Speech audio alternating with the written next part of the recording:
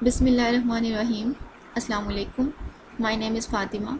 I am from University of Education, Lower Mile Campus, Lahore. The subject is Evolution and Principle of Systematics. The main teacher for this subject is Dr. Muhammad Mudassir Shehzad from University of Education, Township Campus, Lahore. Today we are going to discuss practical 2, that is collection, preservation and identification of common species with the help of keys. In this lecture we will be focusing on invertebrates. So the collection, preservation and identification of invertebrates will be discussed in today's lecture, and in the coming practical lecture we will discuss about vertebrates collection, preservation and identification methods. Okay, so let's start with today's lecture. There are basically three portions of this lecture. The first portion is about collection, second one is about preservation, and last one is about identification. So in the first portion we will discuss about collection, that where to collect, how to collect, and what are the different parameters, equipments required for collection, and what are the different methods required for collection. First of all, collection, that why biological collections are important, or what is the value of biological collections. Biological collections are highly valuable for following reasons. Number one, museums are only place where extinct species are preserved. Number two, specimens of special historical value. Number three, source of scientific information. Number four, museum specimens form the basis of research. So biological collections are very important or valuable in many aspects, because first of all it gives a reservoir of knowledge to us, because in labs or in museums there are so many organisms or specimens are preserved or stored. So when we visit the labs or visit the zoological museums, we can see a very vast variety of organisms and we can get the knowledge from them. So it provides a very good source of scientific information. And also the extinct species which are not present now are preserved in the museums. So by going or by visiting the museum we can also see and observe those extinct species. So thanks to biological collection, because it is not only providing us information, but through it we can also see or observe those specimens that are extinct or that are of special historical value. And also it also helps in the research work. We can research, or we can study the different parameters or different aspects of the preserved specimens in the labs. Where and how to collect. A collecting trip must be carefully planned. All possible geographical information must be obtained beforehand, including distribution of vegetable types, altitude, season, means of transport, etc.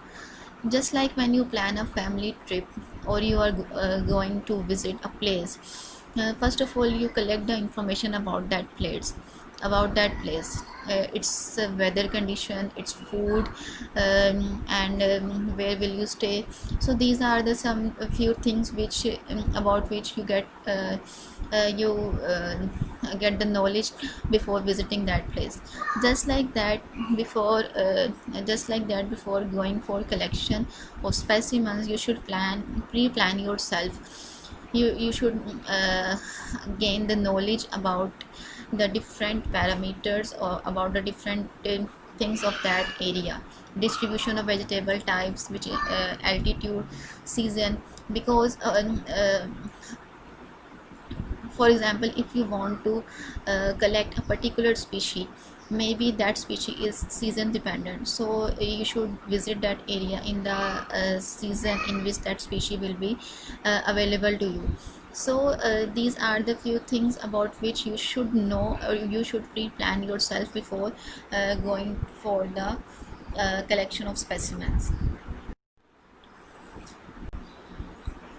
Uploading of collecting stations, and in particular a mapping of species distribution, will reveal the location of crucial gaps. If the study of geographic variation is a major objective, the periphery of the range of each species should be given particular attention. This is where geographic isolates occurs more frequently.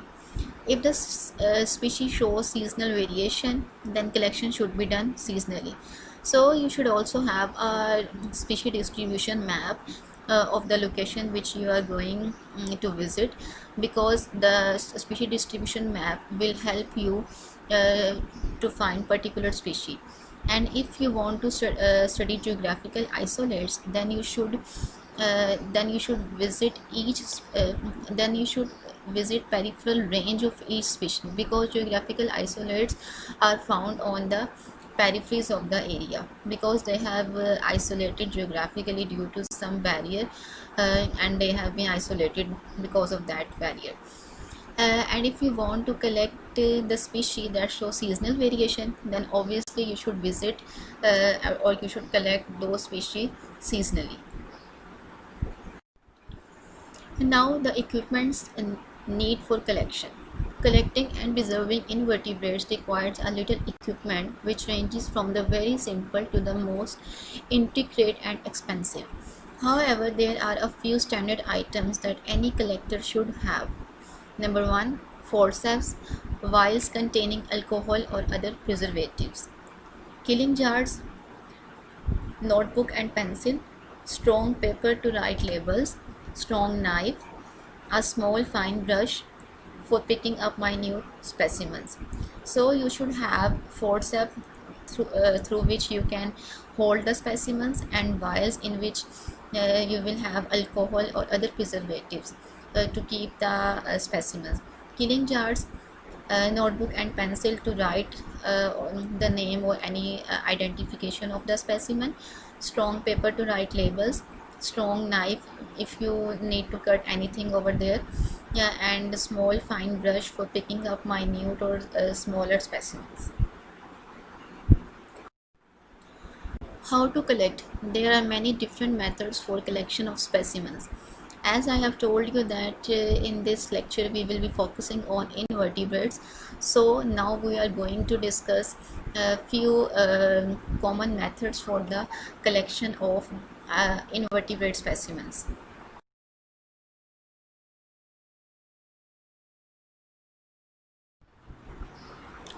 Introduction to sampling. First of all, what is sampling? Sampling means collection of specimens. There are two broad categories in which all collecting methods can be placed: passive sampling and active sampling.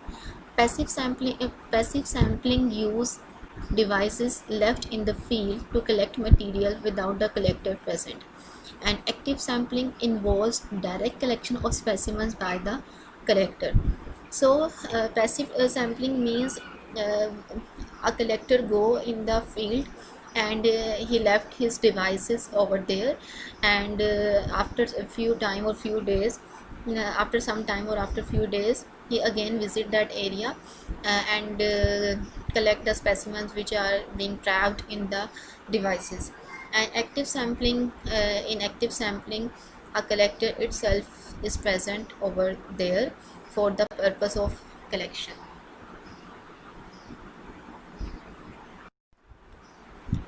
Common collection methods for invertebrates. Passive techniques. In passive techniques, number 1 is pitfall trapping, number 2 yellow band traps, number 3 flight intercept traps.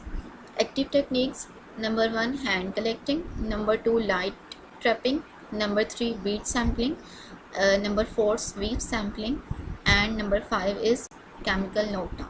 So now we will be discuss all these techniques one by one. Number 1, pitfall trapping. Pitfall trapping is commonly used for capturing invertebrates that are active on the ground. Partially fill a jar with a form of preservative fluid, for example propylene glycol, and dug it into the ground. Invertebrates that are active on the ground fall into the trap, are killed and preserved by the fluid. Place a lid over pitfall to protect the trap from debris. You can see in the picture that a jar is dug into the ground, and it contains alcohol as a preservative fluid. So when any invertebrate that is visiting, that is on the floor, fall into the jar, it will be killed and preserved by the preserved fluid. And also cover it with a lid or roof so that it will be protected by the debris. And you can see that they have also put two stones in the in between lid and jar, so that it will provide a space by which the invertebrates will fall into the jar. Yellow pan traps. Number 2 is yellow pan traps. Yellow pan traps are essentially similar in concept to pitfall traps, but are mainly used to catch flying insects. The collection fluid attracts insects in search of water, but more specifically many wasps and certain flies are attracted to the color yellow, which is essential for the method. This is an example of a pan trap. It is a common yellow picnic bowl secured to the ground with a skewer and partially filled with saline. It has caught a number of flying insects attracted to the color and the liquid. So this method is useful for capturing the flying insects. The insects which are flying in search of water are attracted to it, and also due to its bright yellow color. And due to the saline solution which is present inside the trap, they are killed and preserved. Number 3. Flight intercept traps. Flight intercept traps can be erected or hung anywhere. To maximize your catch through, they are usually placed along probable insect flight paths. Likely flight paths include locations such as forest edges, river banks, trails in forest, and little open gullies. Simple flight intercept traps are made of rectangular screen of fine mesh or clear plastic suspended in likely flight paths of insects. Flying insects encounter this obstacle, and those that drop towards the ground are collected in a trough containing preservative. So these flight intercept traps, you can see its image in the picture given here. These can be hung anywhere, but these are but if you want to catch maximum specimens, then these should be hung on the places where insects mostly visit. For example, forest edges, river banks, and other places where they visit mostly. And under this flight intercept trap, a trough is placed which contain a preservative fluid. So whenever a flying insect so whenever a flying insects encounter this obstacle and it drops or falls towards the ground, it is collected in the trough that is being placed under it, and due to the preservative present, it is killed and preserved in the trough. Number 4. Hand collecting. Hand searching simply involves manually looking for invertebrates in their habitats and moving objects such as logs or rocks with your hands. It can involve targeting particular species by concentrating on places where they are known or suspected to be found. It also includes searching at night with lights. Manual searching does not normally require any special equipment, but forceps and porter may also be useful for collecting small specimens. Hand searching may also include collection of lice or mites from birds. Collecting these group of invertebrates requires specialist training to extract the specimen. So this one is the most common and easiest way for collection, as it does not involve any special equipments, but forceps and vials should be taken to hold and collect the specimens. To target the places where the specimens are mostly found, and search them with your and collect the search and collect the specimens with hands. Here are some images showing for hand picking of the specimens. Number 5. Light trapping. This is a novel way to capture nocturnal invertebrates. Nearly half of all the invertebrates are active at night. A flashlight or headlamp is used to attract the insects which are collected by hand. Blacklight traps include a variety of trap types, but what they all have in common is blacklight or ultraviolet UV light, and is used for collecting many insects that are active and flying at night. Most likely invertebrates to be encountered include noctuid moth, wolf spider, fishing spider, jumping spider, dipterans, and hemipterans. So light trapping method is useful to collect those invertebrates which are active at night. Here you can see the images for light trapping of insects. Number 6. Bead sampling. Bead sampling involves using a stick to repeatedly hit branches and dislodge invertebrates that fall into collection trays. This method is typically used to collect invertebrates resting on the foliage of shrubs or trees. For example, spiders, caterpillars, aphids, flies, and beetles. This is the image for bead sampling. You can see that a person is holding a stick in his one hand and a tray in his second hand. So with the stick hit the branches, and the invertebrates which are present over on the trees or on the trees will be dislodged and fallen into the trays and will be collected and preserved. Number 7. Sweep sampling. A sweep net is a funnel-shaped net attached to a long-handled frame that is swept back and forth through the tops of grasses, grains, and ground foliage with a clear top. As you can see in the image, a girl is holding a sweep net, and simply by moving it back and forth on the grass, specimens or invertebrates will be collected in the net. Chemical knockdown. This technique is used for collecting invertebrates from plants. Cover or wrap all or part of the plant under investigation. Then apply a knockdown chemical to the plant. Collect the invertebrates as they fall by placing a sheet or tray under or around the area that is to be treated. After initial collection, it is a good idea to beat or shake the plant to dislodge any remaining invertebrate. There are many variations on this basic method with varying levels of sophistication. Simple knockdown techniques use household insecticide spray, while the more complex method used for sampling whole trees require misters or foggers. So this is a simple method in which collection is done from plants. So use an insecticide spray on the plant and keep a tray under the plant, and the insects or invertebrates present on the plant will be fallen in the trays due to the effect of that spray. After initial collection, it will be very good to beat or shake the plant to dislodge any remaining invertebrates. Then you will have a good amount of specimens. Some other common methods. Aquatic dip net. It is used to collect aquatic insects.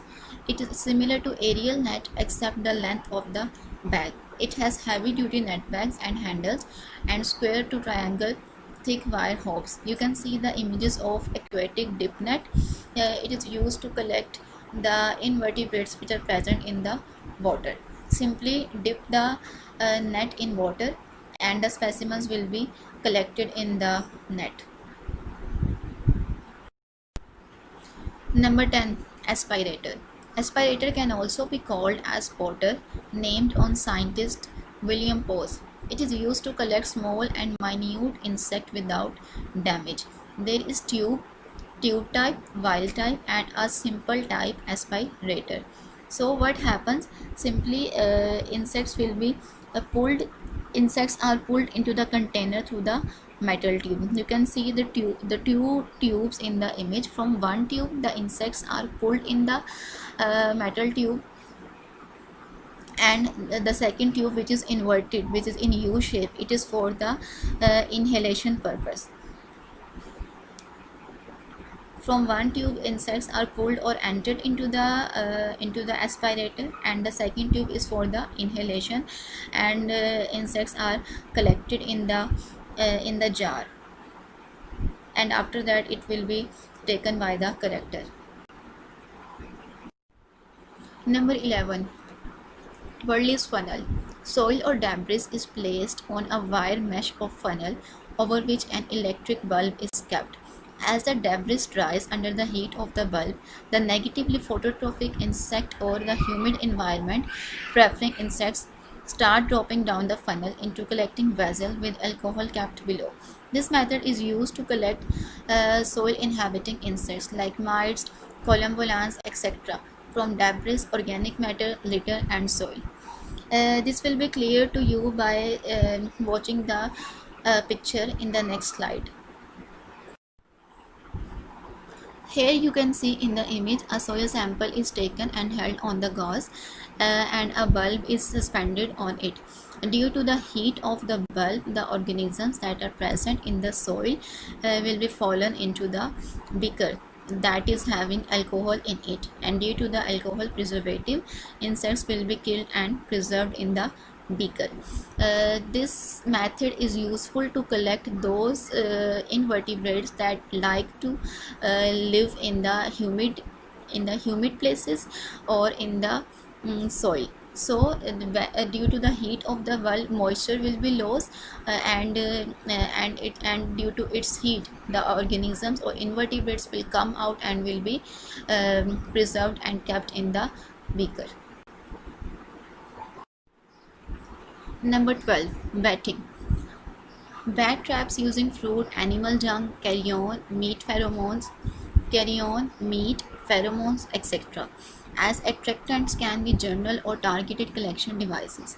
Many bat traps are homemade while others are available commercially.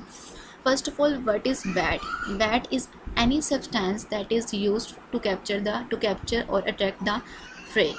So bat traps use fruits, rotten fruits, animal dung, carrion. Carrion means dead bodies.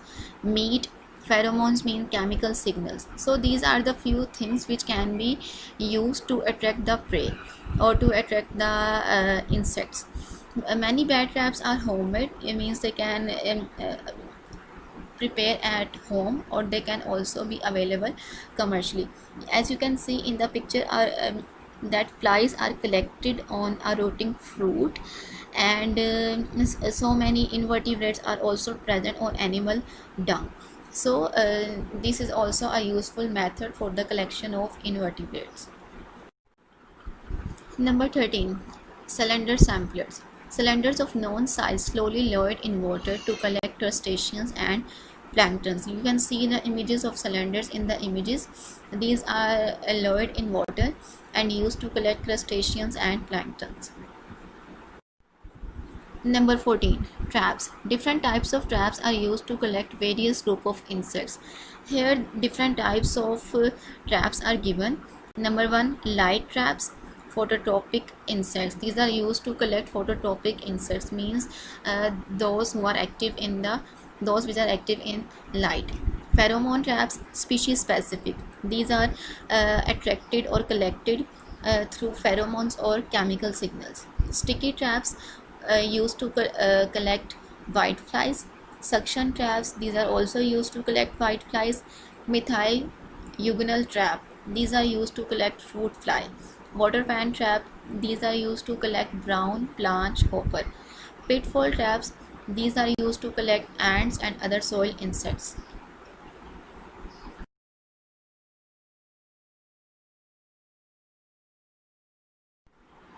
Now preservation. Preservation is any process that serves to keep the dead body of organism from decay in parts or in whole, presumably to be studied later. Both vertebrates and invertebrates can be preserved in fluid or as dry specimen. The archival preservation fluid that has been used the longest and is generally preferred is alcohol. The standard 70 to 75% ethyl alcohol or ethanol, 40 to 50% isopropyl alcohol is used for some animal taxa. It tends to make them brittle over time. For this reason, one needs to buffer it with a few drops of glycerin and a pinch of calcium carbonate. Sorting solution, that is 1.5 part propylene phenoxyetol, 5 parts propylene glycol, 10 parts full strength formaldehyde, and 83.5 parts distilled water. It serves as a long-term storage media for some taxa. So preservation is the process by which we preserve the animals from decay. We preserve the dead animals from decay for the to be studied later.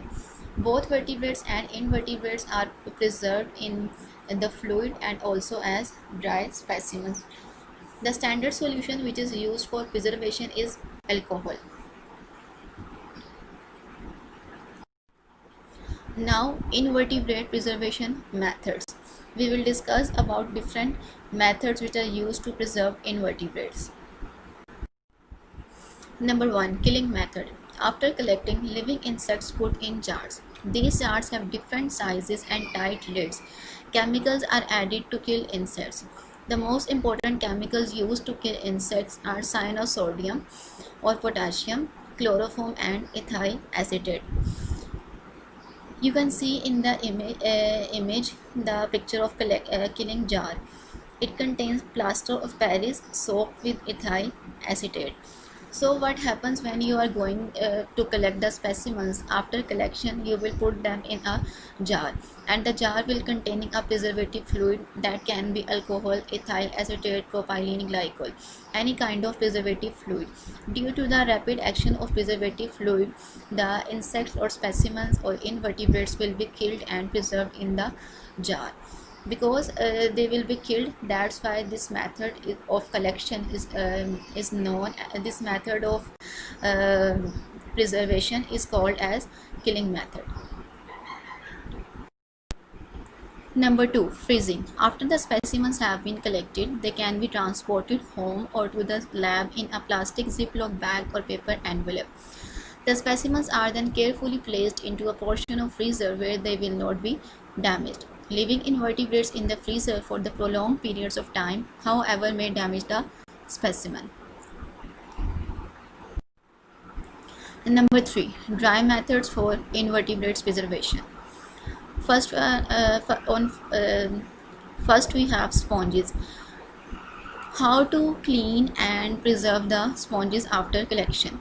First of all, wear hand gloves. Put under clear running water. Rinse and squeeze to drain out excess water. For removing the smell, the sponge is then placed in a container of alcohol with a lid for 48 hours. Before drying large specimen, labels are attached by means of string threaded through the body of the sponge. Dry it in the sun. When thoroughly dried, sponges are kept in small cardboard boxes supported with tissue paper. Naphthalene flakes may be added to dry containers. So this is a very simple method to preserve the sponges. First of all, washing with water, rinsing and squeezing out excess water. They will be placed for 48 hours in alcohol to remove the smell. After that, the specimens will be dry in the sun and then kept in the cardboard boxes. Now we have horny coral. Specimens are dipped in neutral formalin for 15 minutes and then dried in a warm but shaded place. Prior to drying, branches are so arranged that they will take up least amount of space in museum tray. After the specimens are thoroughly dried up, they are kept in the light-proof boxes with a few crystals of para-dichlorobenzene.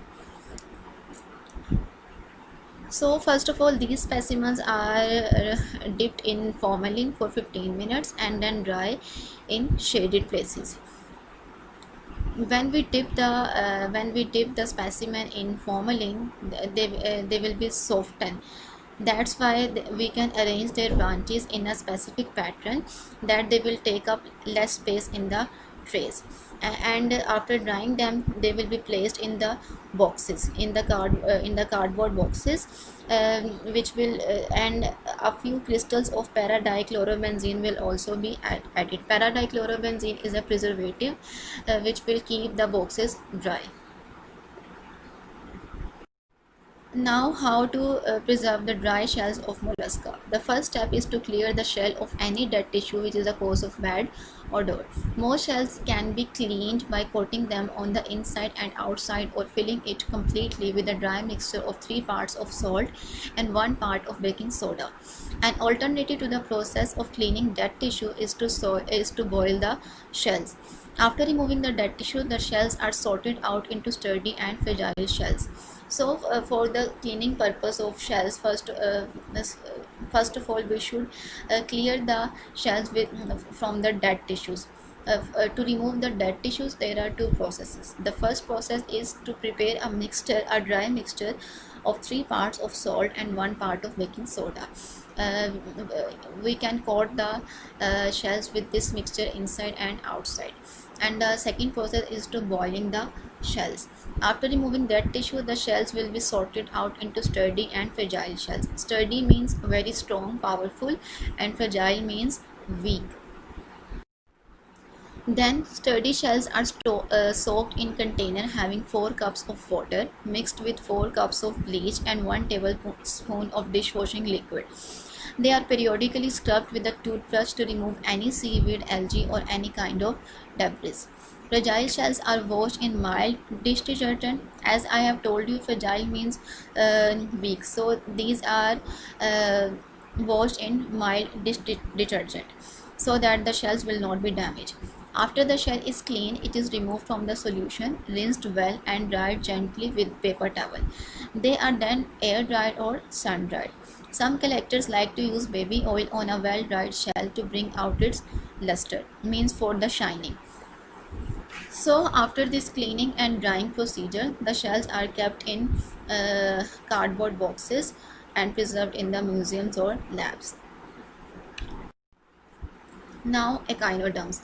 Clean in a mild detergent solution, that is mostly in a water and a very little detergent, and dry in the sun, means a solution of water and very little detergent.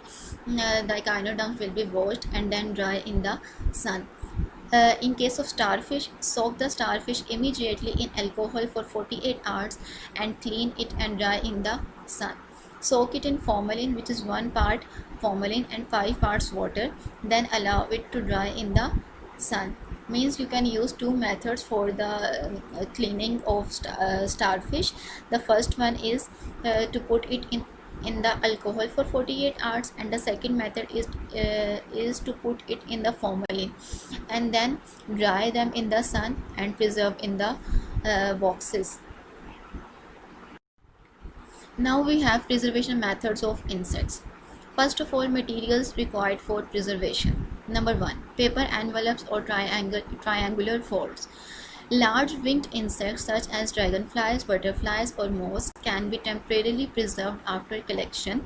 To preserve wing coloration, means to preserve large winged insects, we make paper envelopes or triangular folds to preserve them for a short while. Cut the paper into rectangles with their sides in the proportion of 3:5, means 3 sides at one side and 5 at one. Bring the diagonally opposite corners together to leave projecting flaps. Write the data regarding collection on outer side of projecting flap. Keep the immobilized insect in between overlapping triangles. You can see in the image how to make the folds of paper envelopes and then keep the insects in those envelopes, but this is done for a very short time when you are doing the collection.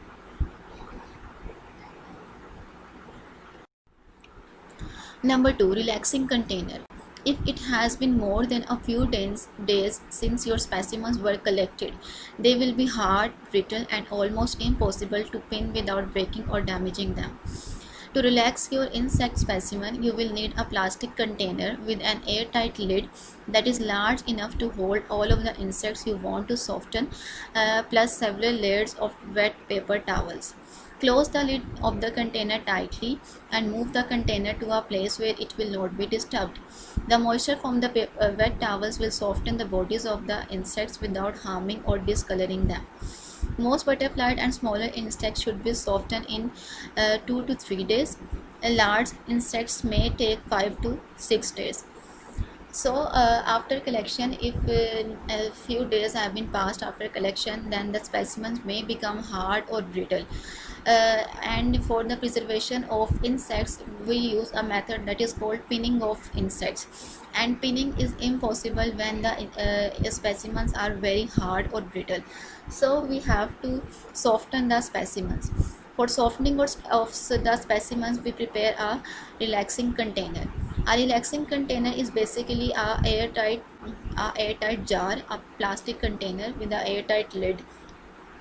What we do, we put paper towel, wet paper towels in the jar, and the insect specimens are also placed in that jar, and cover it and close the lid tightly, and then put the container in a place where it will not be disturbed. After few days, with the due to the moisture of paper towels, the bodies of the specimens will be softened.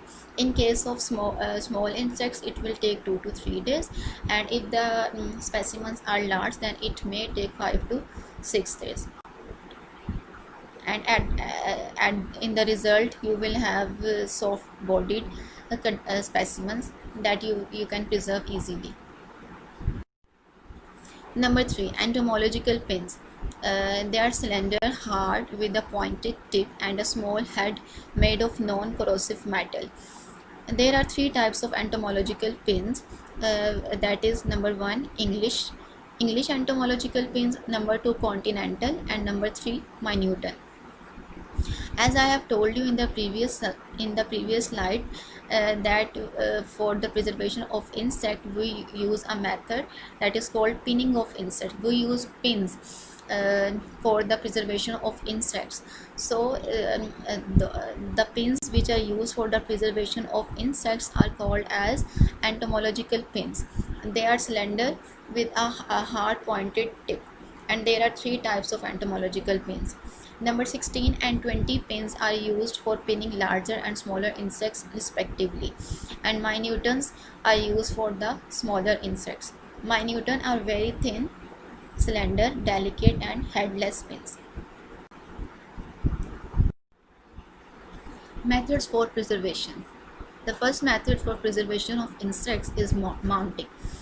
Any insect large enough to be pinned without the risk of breaking or distorting it is pinned from the top dorsal side straight down through its body. So the procedure by which we can preserve the insect specimens through pinning is called as mounting.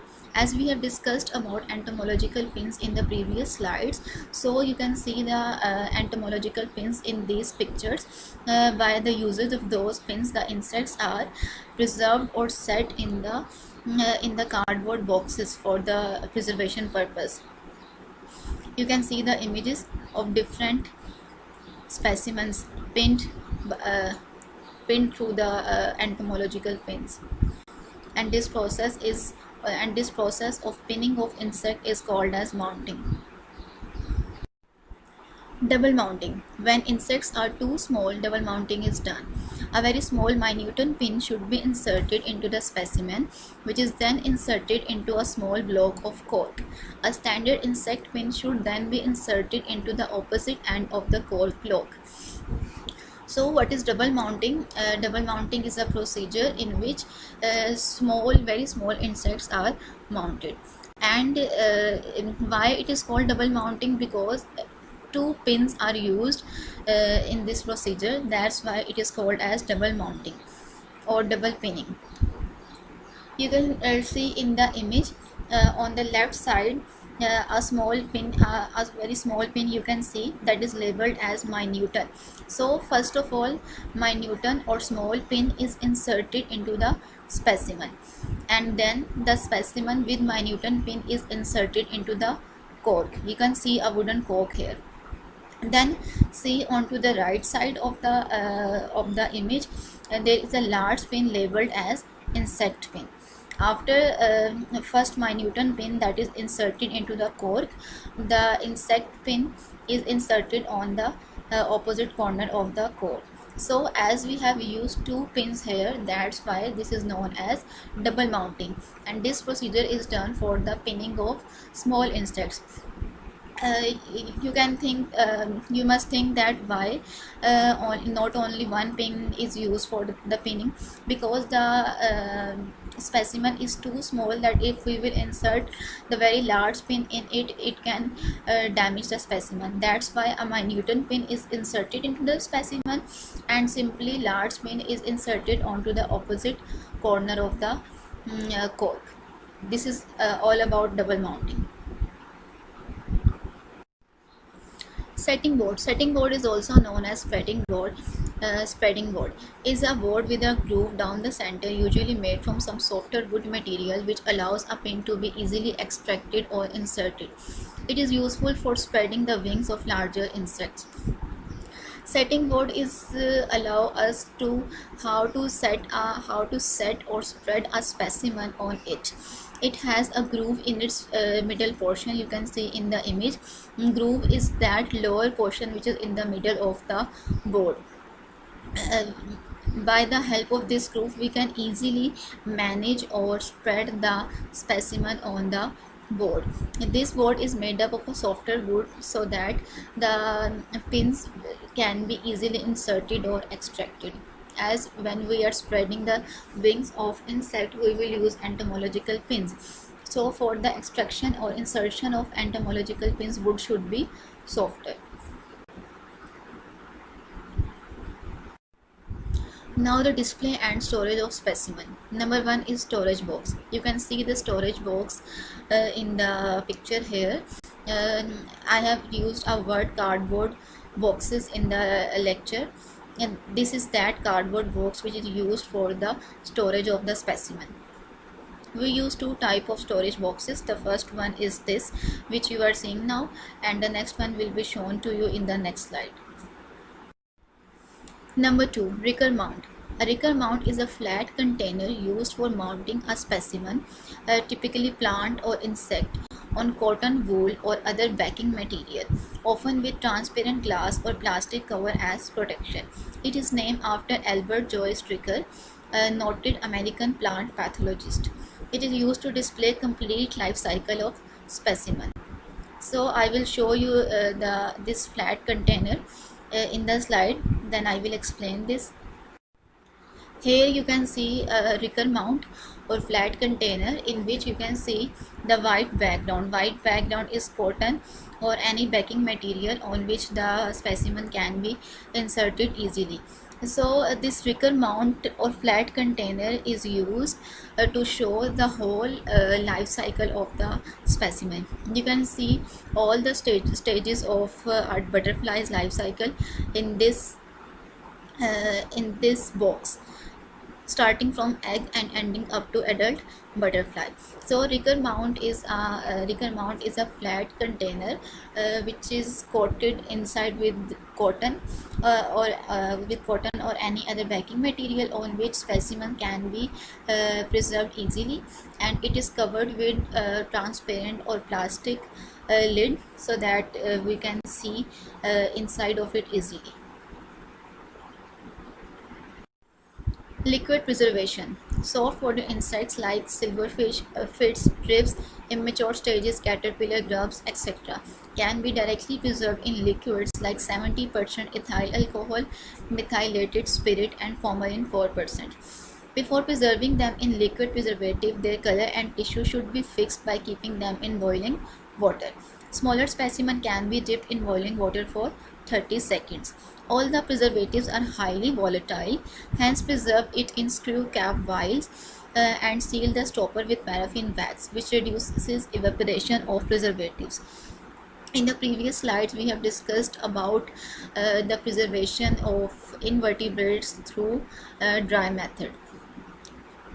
Now we are going to discuss about liquid preservation. So for the liquid preservation, obviously fluid material will be used, and before putting the material in liquid preservative, to fix their color, they should be dipped in boiling water for some time. That's why then their color will not be disappear, and tissues will be their color and tissues will be fixed.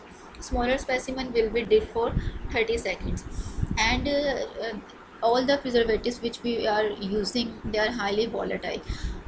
So these should be their screw cap vials should be used, and seal stopper should be used with paraffin wax, so that evaporation can be minimized or stopped. Here is the table for the wet method of different phyla: phylum Porifera, Nigeria, Platyhelminthes, Nematoda, Nematophora, Bryozoa, Annelida. You can see their fixatives, that which kind of preservatives are being used and their preservations. Here the detail about preservation of Arthropoda, mollusca and Echinodermata is given. Use of preservatives. Naphthalene balls mounted on pins are pinned inside to repel museum insects. This is done by heating the head of the pin in flame and pressing it against the naphthalene ball. The ball melts at the point of contact. The pin head enters the ball and the melted naphthalene solidifies around the pin head. Paradichlorobenzene crystal can also be used, which not only keep off museum insects but also check infestation. Cesium mixture, that is creosote chloroform naphthalene mixture at 2:1:1, is a disinfectant and liquid preservative and effective to protect insect specimens in bogs. So naphthalene, paradichlorobenzene and cesium mixture, and these are the preservatives that can be used effectively for the protection against insect specimens. Labeling. A specimen that is not accurately labeled is worthless for most type of taxonomic research. So for the recording of data, first of all, you should write on the label, write the geographic locality from where you have taken the sample, date on which you have taken the sample, stage of the specimen, that on which stage you have collected that, adult, male, female or immature stage, altitude or depth, and the name of the collector who have been collected that specimen.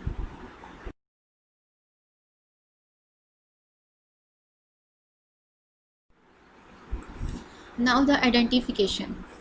Taxonomic identification keys. These keys are also known as taxonomy keys or identification keys.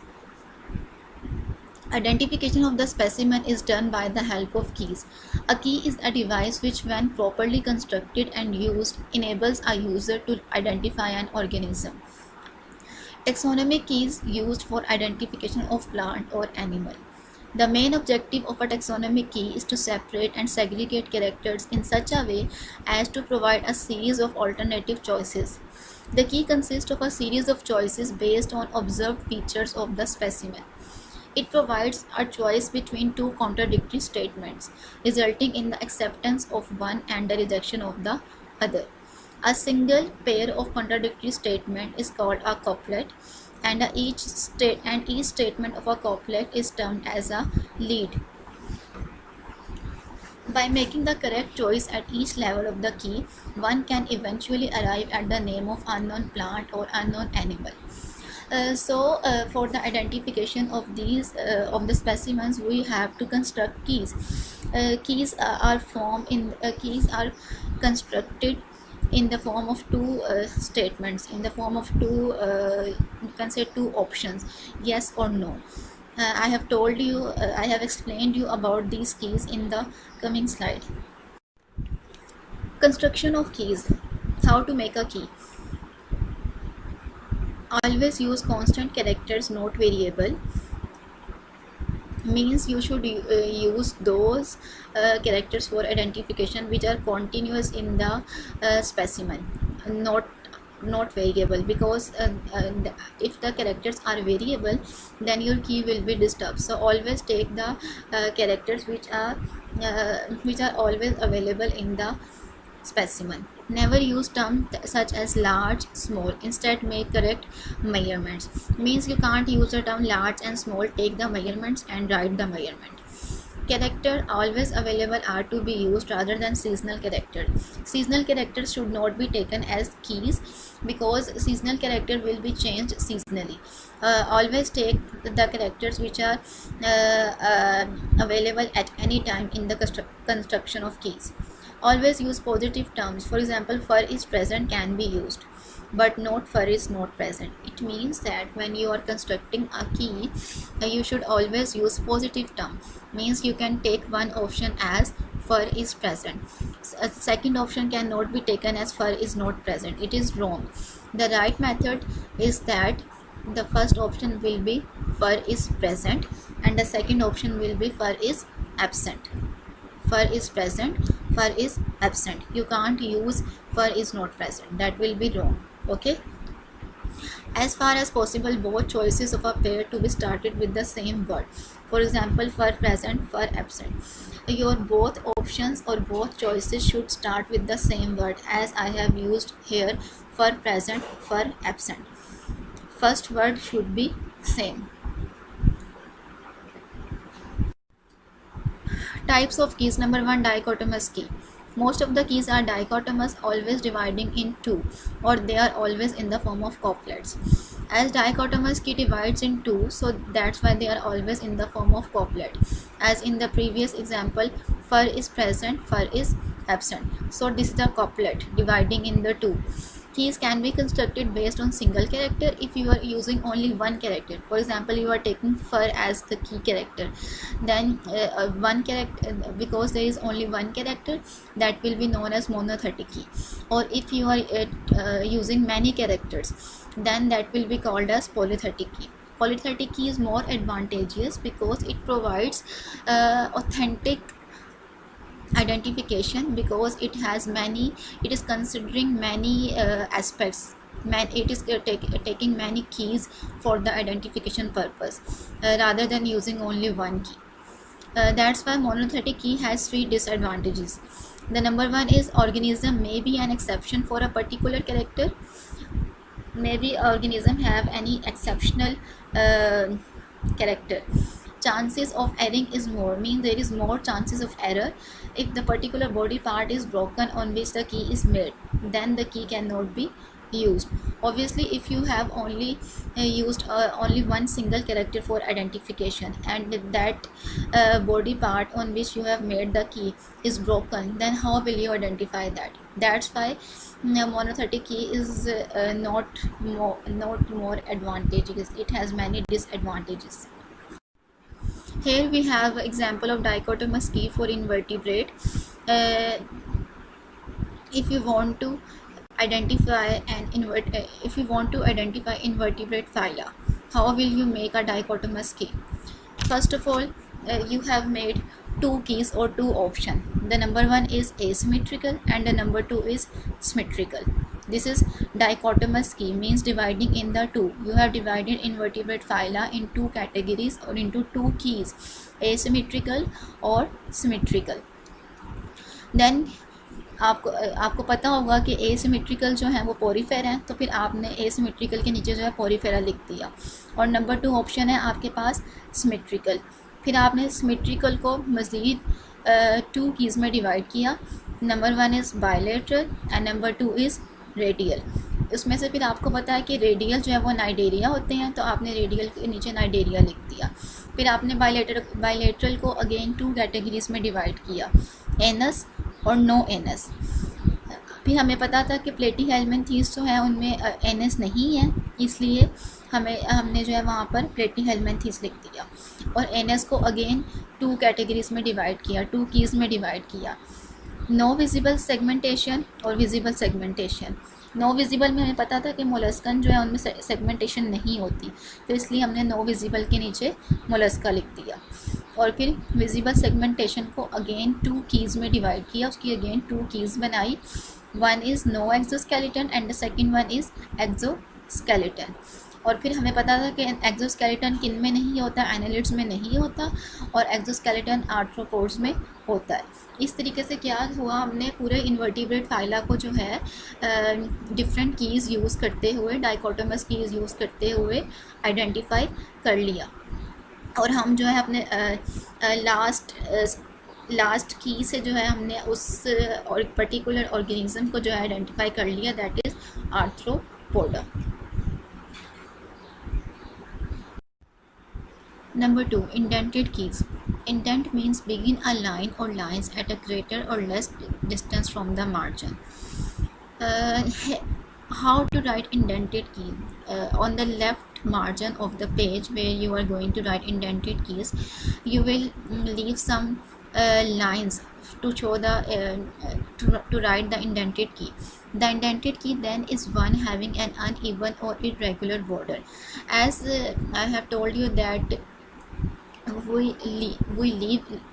write by leaving a greater or less distance from the left margin of the page. That's why when we are writing indented keys, it has uneven or irregular border, because we don't leave a particular distance while writing it. The couplets in this key are indented from the left margin of the space in such a way as to show importance. And we leave this when we are writing from left hand margin of the space, we are showing the importance of the key. Thus the 2 or more members of the primary couplet are near the left hand margin. The secondary couplet is indented after leaving 4 or 5 spaces. Means when you have written the first couplet or first key, then when you will write the second one, you leave 5 to 6 spaces, 4 to 5 spaces, then write the second key. Similarly, after leaving 5 to 6 spaces, write the tertiary key, and so on till the end of the key. So it will not have irregular border, it will be in a zigzag fashion, zigzag manner. Hence it will make a indented key. Example of indented key. See, at A we have written organism with only one cell. This is one key. This is one statement of a couplet. A couplet means two na, means a pair. So A and double A, this is one couplet. A with organism with only one cell, and double A is organism with more than one cell. So at A, that is organism with only one cell, we have two choices. Number 1 is no nucleus, and number 2 is has a nucleus. So first of all, see that when I have written B, there is a distance between A and B. आप देख सकते हैं कि ए और B दोनों जो हैं वो सेम पोजीशन पर नहीं हैं, क्योंकि हमने जब ए लिखा, ए के बाद जब हमने बी लिखा है तो हमने 4 to 5 स्पेसेस छोड़ने के बाद बी लिखा है. This is called indentation. Indent करना यानी कि दोनों जो हैं इनका रेगुलर बॉर्डर नहीं है, दोनों की स्पेसिंग में डिफरेंस है, जिसकी वजह से जो है ये जो हमारे पास की बनती है इसका रेगुलर बॉर्डर नहीं होता. ठीक है, इसको हम इंडेंटेशन कह रहे हैं. जो हमने ए के बाद बी लिखने के लिए जो हमने 4 to 5 स्पेसेस छोड़ी हैं, इससे क्या होगा, इससे ये होगा कि एक तो जो हमारी की है वो प्रोमिनेंट हो जाती है, हाईलाइट हो जाती है, और दूसरा ये कि इससे ये जो है इंडेंटेड की लिखने का एक स्टाइल है कि जब हम सेकंड उसकी ऑप्शंस लिख रहे होते हैं, उसकी चॉइसेस लिख रहे होते हैं, तब हम जो है ए के बाद बी लिखते वक्त 4 to 5 स्पेसेस छोड़कर फिर लिखते हैं. ठीक है, जैसे कि मैंने लिखा a organism only with one cell. So I gave you two choices. No nucleus. If there is no nucleus, then it would be Monera, and if it has a nucleus, then it will be from kingdom Protista. Okay. Then double A. This is the second statement of first couplet, organism with more than one cell. इसको भी आगे से हमने 2 choices में divide किया। और again आप देख सकते हैं कि मैंने डबल ए के बाद जब बी लिखा तो मैंने 4 to 5 स्पेसेस छोड़कर फिर यहाँ पर बी लिखा है। Autotrophic, if it is autotrophic means that they can prepare their own food, then it will be from kingdom Plantae, ठीक है। इसके बाद हमारे पास सेकंड चॉइस है heterotrophic. Heterotrophic means those who can't prepare their food. आगे से हमने heterotrophic को अगेन 2 चॉइसेस में जो है डिवाइड किया। और आप देख सकते हैं कि अगर तो हेट्रोट्रॉफिक जो ऑर्गेनिजम्स हैं, if they are mobile means they can move, then they will be from kingdom Animalia, and if they are immobile means they can't move, then it will be from kingdom from Fungi. Okay, so this is the style that how to write and how to read the indented key. मैं फिर से repeat कर रही हूँ कि indented की indented की जो है हम लिखना स्टार्ट करते हैं from the left hand margin, from the left side margin of the page. और जब हम इसका हमने फर्स्ट कॉपलेट का जो है फर्स्ट कॉपलेट हमने इसके कॉपलेट की जो एक कैरेक्टर है जब हमने उसको लिखा तो उसकी जब हम चॉइसेस लिखेंगे तो उनके बीच में हम स्पेस देंगे। एक तो ये कॉपलेट को और चॉइस को दोनों को अलग अलग करेगा, दोनों को डिफ्रेंशिएट करेगा, प्लस ये हमें ये भी बताएगा कि प्लस हमें ये जो है हमारी की को प्रोमिनेंट करेगा, ठीक है। उसकी चॉइसेस को और उसके कॉपलेट को दोनों को डिफ्रेंशिएट कर रहा है और उसको प्रोमिनेंट भी कर रहा है। बेसिकली हमारे पास कॉपलेट यहाँ पर एक ही है, that is organism with only one cell and organism with more than one cell. और बाकी जो हमारे पास ये बी और सी हैं ये हमारे पास इसकी चॉइसेस हैं। ए में हमारे पास 2 चॉइसेस थी, ऐसे ही उसके बाद डबल ए पे जो है उसके बाद हमने फिर 2 चॉइसेस उसकी बनाई हैं जिसमें ऑटोट्रॉफिक और हेट्रोट्रॉफिक है। Okay, thank you very much. It was all about today's lecture.